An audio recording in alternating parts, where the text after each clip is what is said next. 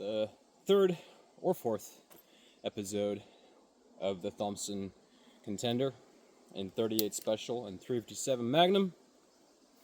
It's very quickly become one of my favorite guns, or actually my favorite gun. I used to compete in IPSC quite a lot back in the day, like 10 years ago. I got like, 12 something national medals, but I got a little bored of, these fast shooting guns, and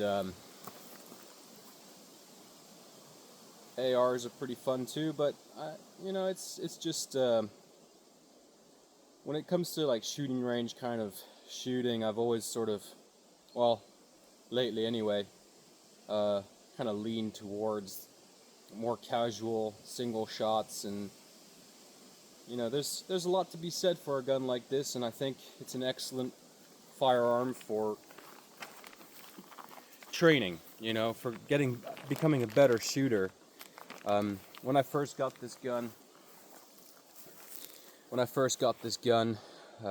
it was pretty difficult to learn how to shoot. I mean, there's when you don't have a buttstock, on your firearm, it does make things a bit more inconsistent. There's just no doubt about that. But as you shoot more and more with this pistol, you do start to learn your own technique on how to shoot it well. And because it is a pistol, the way it is, as much as I would like to put bipods and other stuff on there, I just feel like it's really like, unless it's like a 460 or a 500 or a 30-06 kind of thing, like a very large, powerful bullet coming out of this gun, then of course maybe I would probably put bipods on there. Some like minimalist, super lightweight, tiny little thing. But when it's this kind of 38 Special 357 Magnum, I do nearly all my shooting standing and offhand. And the neat thing about the 38 Special 357 version is that when you're shooting these subsonic rounds, so the 38 Specials, these are reloads, they're subsonic. The at somewhere around 70 meters, 60 meters, the point of aim is exactly the same as 150 meters with the 357 Magnum. It's very, very close. So I can shoot here at like 70 meters. I mean, I go out to 100 plus meters. There's even a couple hundred meters. I tried 300 meters, but it's not so easy when you just got this 2x scope hitting plates. But so the neat thing is you don't actually have to change really your point of aim at 150 meters and somewhere in the middle, 70 something meters, because the bullet drop for the subsonic load at 75-ish meters, let's just say 75, is the same as the bullet drop for the 357 Magnum at 150. So it's ideal for my training conditions because I can train here and then I can go to the shooting range, the military shooting range, and shoot there with the 357 ammo, and I take the silencer off, of course. And it's a lot of pleasure shooting those high power 357 Magnum rounds out of this gun. The recoil is just, it's pretty pleasant. And one thing you got to remember is this is a really long barrel. So for a 357 Magnum coming out of this barrel this long, you're getting an enormous amount of power out of that. But overall, it's it's extremely accurate. The biggest problem you're going to have shooting this gun is you. It's not going to be the gun. The gun is extremely accurate, but because you don't have a buttstock, it's a pistol, you have a wider inconsistency, like a range of inconsistency when it comes to shooting. Anything you do will change your point of aim. So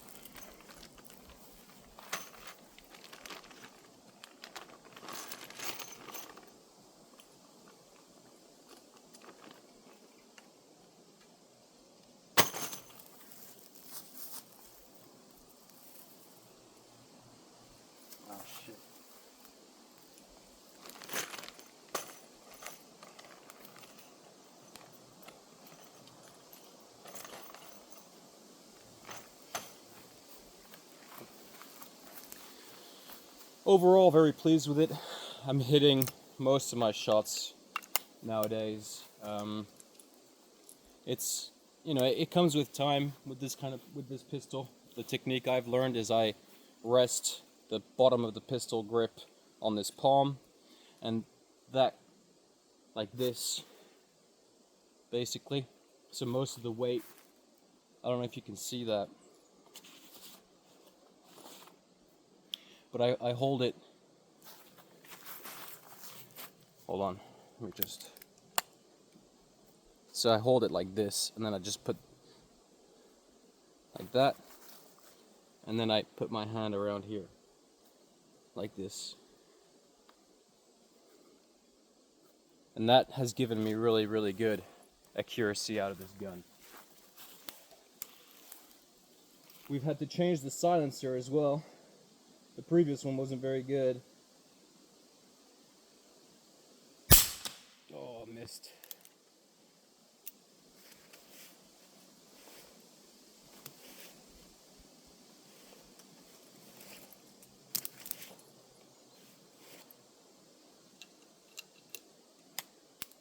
It's very relaxing to shoot, and when you don't have to load magazines, you kind of feel like you're just shooting all day.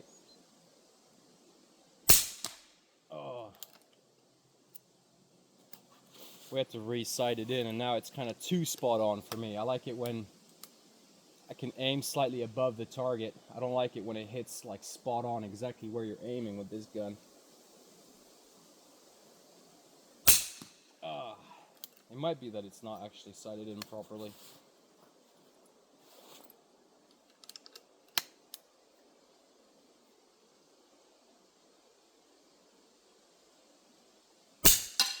Yeah, it's shooting left like a few inches. But with the 357, the 38 special on subsonic, it's really quite a dandy little gun. Oh my god, that was terrible.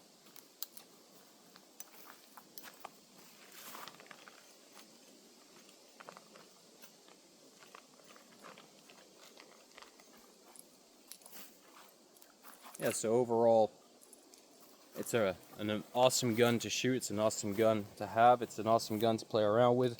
It's aesthetically super pleasing, very relaxing, but not at first. At first you're gonna get a little bit. It's gonna challenge your ego a little bit at first, but once you start, learning it and stuff, it gets a lot better. The hammer spring broke. Apparently that's really common on these. We had to change the hammer spring. The new hammer springs that we got, I don't remember the name of the company, they're much tougher, and it does change the trigger a lot. I'm not used to that. This is the first time I'm really shooting it with that new spring in there, and it does make it a lot more sensitive, which is nice. But it is shooting a little left. But we didn't sight it in. We just threw the scope back on, because in order to change the hammer spring, we had to take the scope out, and then we threw it back on and tighten it down. So it's shooting pretty close to where it used to shoot. It didn't change. It didn't deviate that much, taking the scope on and off. But the hammer spring is an enormous pain in the ass to change, I'll tell you. And this is, even though it's a single shot, there are a lot of random little moving parts in there. It's a very complicated gun inside, actually. It's quite remarkable, how, like, the action. It's really quite remarkable how complicated this gun is, and how many springs there are, and all sorts of funny little things going on in there. But one thing I do recommend is, if you're really into pistol shooting, with scopes, you get yourself a Ruger Mark whatever with a Picatinny on top, and then you put a scope, the same scope,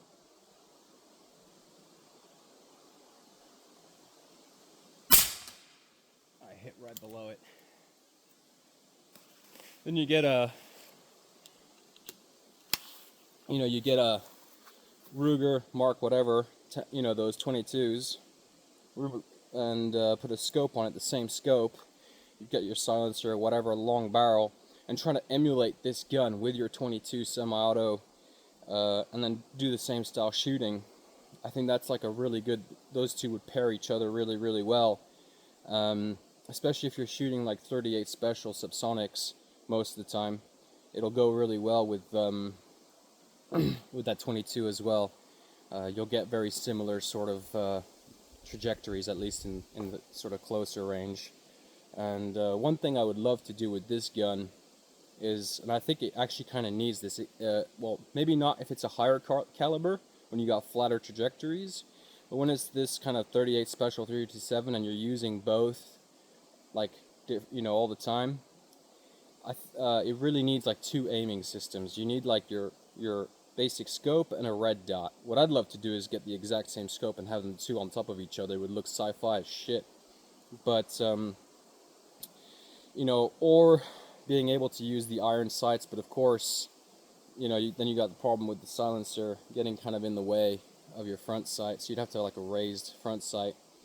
I really like iron sights as well, but I've gotten so comfortable with this gun and in its configuration that it is right now that yeah, I'd like to actually change this front grip for the black one, whatever company did this one, because this is a really, really sexy grip. I like that a lot. I prefer it to the wooden standard grip that it comes with. But and then also what would be really nice is you get like a rifle sling. You know, it would be nice to have like a sling. You can just, you know, have it hanging. That would be really, really cool. I've looked into holsters, but the holsters are huge for this gun. It doesn't look like a big gun, but it really is a big gun.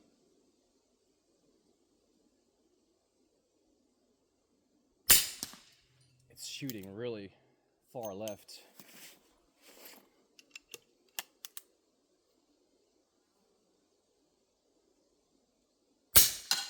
Yeah, I aimed like 2 inches to the right side of the plate and it hit the very edge there on the left side, so yeah, there you go. Now we're throwing them in.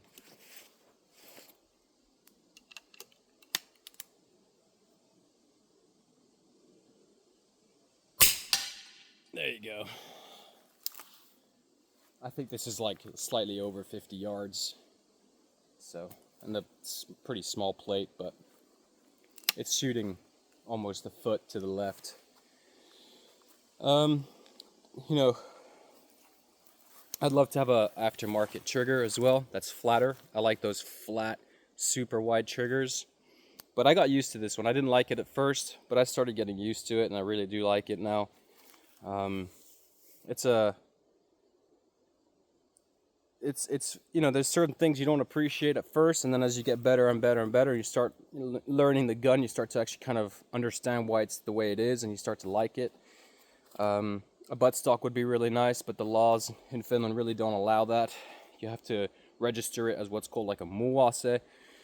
And then, well, actually there's also this other thing that I can do, but it's a kind of enormous pain in the ass, and the only reason I have to do that is because the barrel is like half an inch too short. I could make the buttstock actually an inch longer, and then it would also be easier to mark it as to get another license, because you have to get another license if you want to have it the buttstock on there. So that would be really sick. Like, I think this would be a really nice gun to have a buttstock on.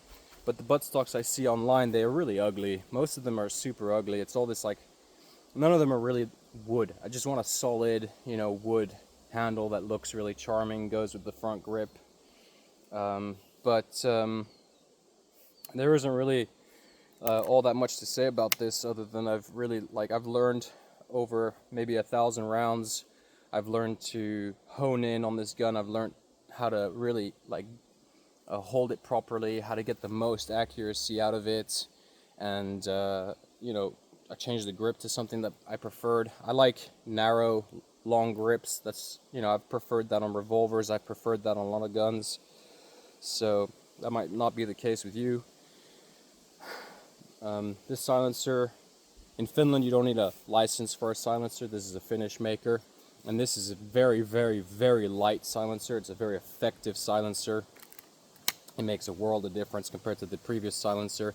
The previous silencer, which is much shorter, as you see on the previous episodes, it's actually heavier, or close to the same weight as this one. And this is like 2 or 3 times wider or larger in mass. But one thing that I have to say is we were really stupid when we got this, because we got the 357 silencer, but when you don't have a buttstock and the gun is jumping, you're going to get all the baffle strikes. So when you're getting yourself a silencer for your Tommy pistol, you want to get one that's slightly over board. You want one that's a higher caliber than the 357 or the 38 Special if you're shooting it in a pistol configuration, because otherwise half your shots are going to be baffle strikes. So we sent it to a gunsmith to bore out. I think we only bored out the first, like this half, and that fixed all the issues with the baffle strikes. So that's probably the key, main important thing about the Thompson pistol that you're going to have to really pay attention to is if you want to put a silencer on it, is you're gonna want a slightly oversized bore, or holes anyway, in your silencer, because of those baffle strikes. If you get the exact same caliber silencer that is for your Tommy pistol, you're almost certainly going to get a lot of baffle strikes, and then you're going to have to anyway go and get the silencer holed through. It's for a larger bore. And everybody, there was a trend on YouTube for a while with the gun community where they were testing. There was like 3 or 4 different YouTube channels that were testing, how much more quiet, or do you lose that much silencing, the more you increase your bore size, and it really doesn't affect it almost at all. And I haven't seen any difference whatsoever in the change of the sound by opening up the holes in the silencer. So that's a super important thing to consider. Very, very important for your Tommy pistol.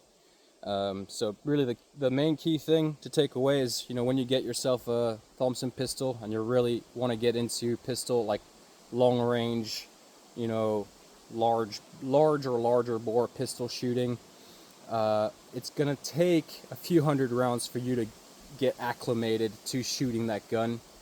It's like you're combining everything you know about pistols, and then you're throwing in everything that you need to know about shooting rifles also. So it's pretty difficult.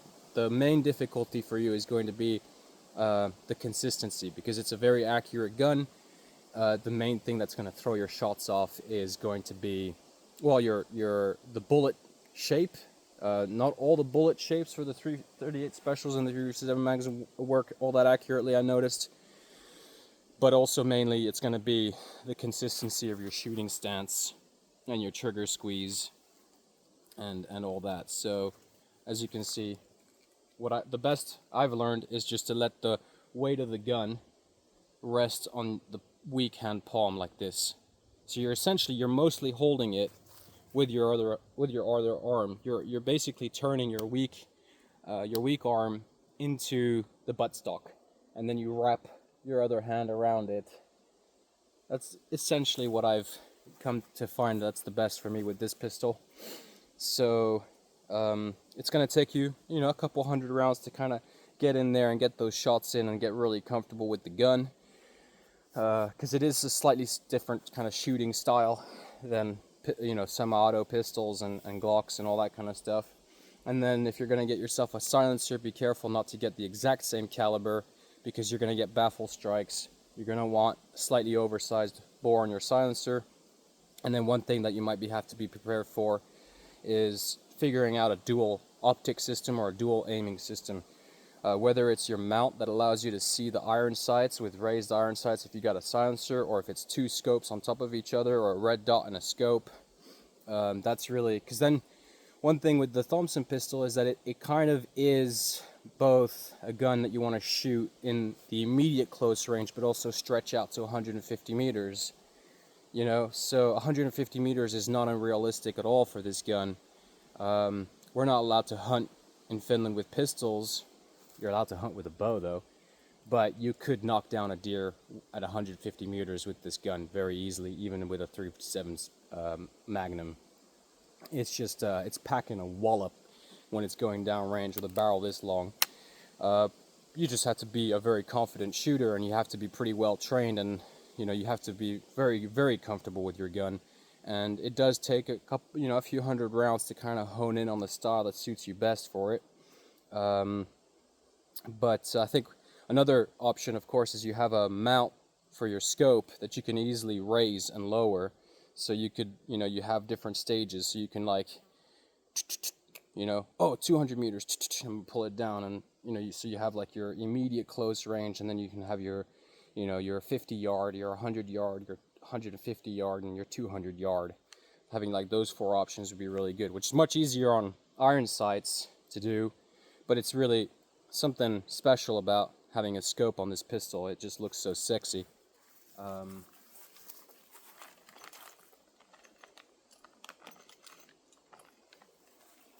It just looks so sexy. There's like a sci-fi cowboy vibe to this gun that I really like. Oh. I'm not used to that new trigger.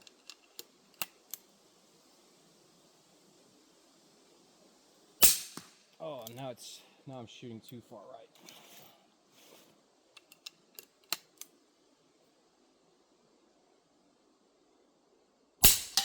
There we go. There we go. Beautiful.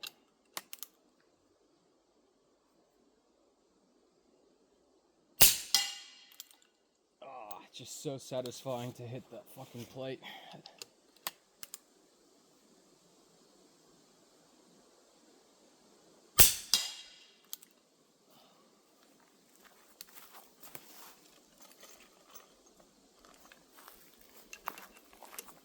But yeah, you gotta be prepared to learn how to change those hammer springs on this gun.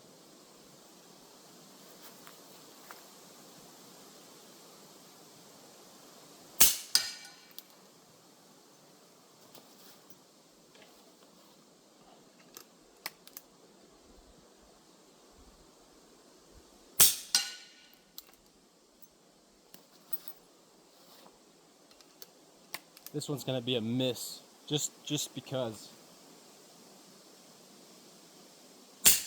Ah. You just feel it sometimes.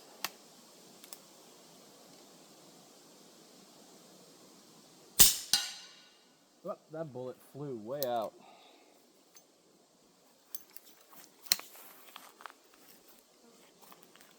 Really sexy, enormous amount of fun.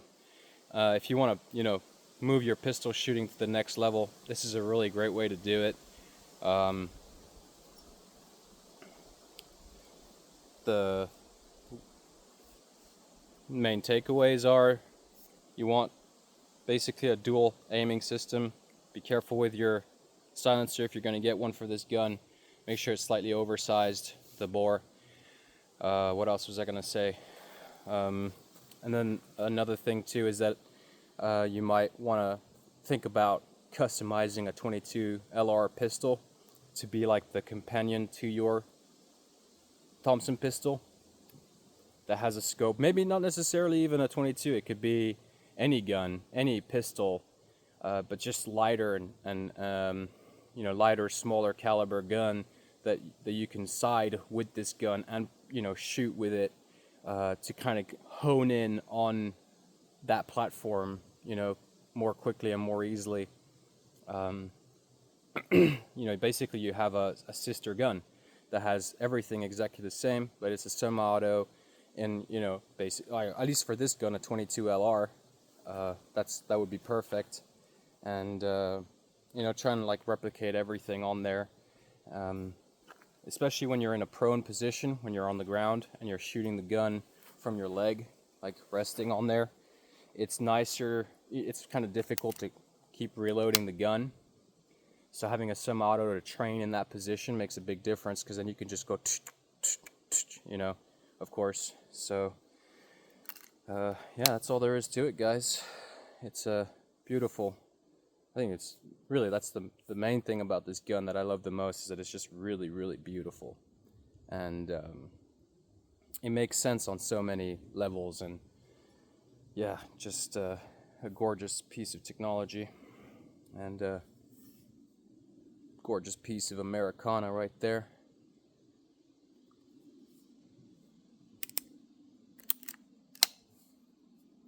Another barrel in 22 LR. That would be sick too. But yeah, that's about it, boys.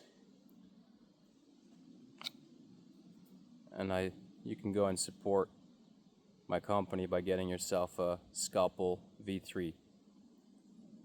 They're on my website, and you can contact me on Instagram